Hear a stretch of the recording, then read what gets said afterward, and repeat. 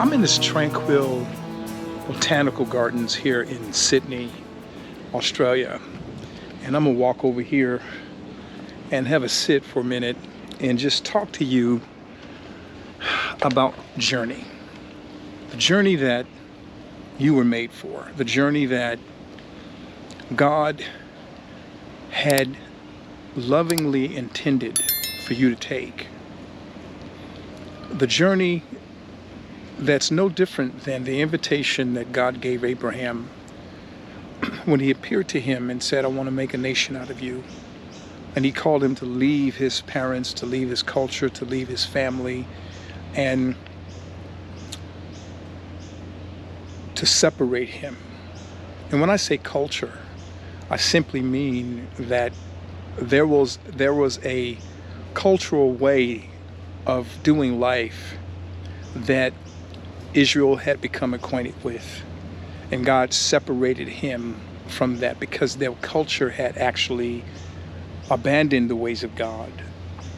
And so here is Abraham hearing God's voice. He separates himself. He takes Sarah, he takes his nephew Lot, and they begin this journey. Not knowing where he was going, he believed God. And he decided to form this kind of hope against hope throughout his experiences with God. But it had to take Abraham to leave his areas of comfort. God saw something in Abraham that I believe God knew he could get his attention. In fact, God sees something in you that can get your attention. And that attention is to trust him and to take the journey he is revealing to you. Now, we understand Abraham was in the Old Testament. We understand he was under the New Covenant. The promise to Abraham, however, would not be through seeds as of many, but through seed as of one. And so the lineage of Abraham began in Isaac, and Isaac then had 12 sons, and those 12 sons began the tribe of Israel, different tribes of Israel, and it was one lineage by which Jesus would come through. So we understand that there's always context in history. There's context in your history about the journey that God is calling you to.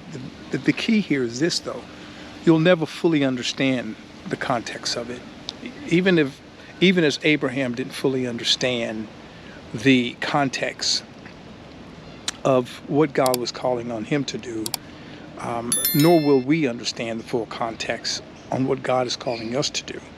But it begins with a step of faith to take the journey. God is very geographical.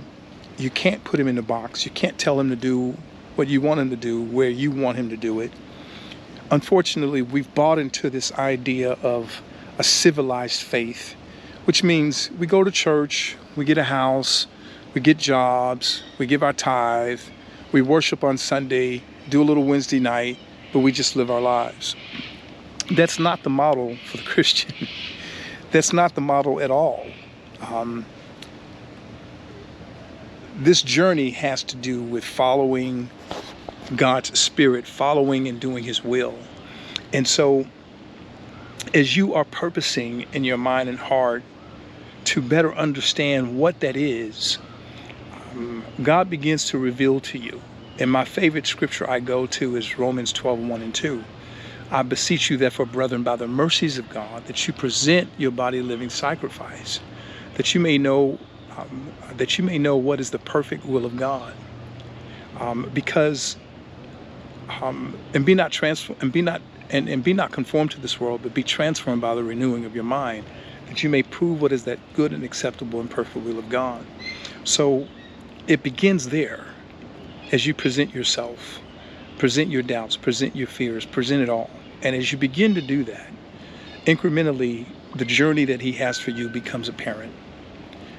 It's no magic. It's drawing near to God, and he draws near to you. Enduring your issues, enduring the challenge that you're having, just take the journey. And that's what I'm encouraging you to do, is take the journey. And that's what Journey by Faith is about. I believe this online course will give you my real life experiences in understanding the journey God has for me and how I'm to take it. So I just want to encourage you to move forward. Sign up. There's a free course that I'll offer for you to begin your journey. And then if you want to go deeper, for a small contribution, a fee toward the course, you can take the full course. And I know it will be a blessing to you. Also, join the community. There's a community of people taking their journey all over the country, and you can be a part of that. So, hey, this is William. I'm in Sydney, Australia, encouraging you to take the journey that God has for you by faith. And every day, you will experience that unique expression of God's love to you, then through you to others. And you must take the journey He has for you by faith.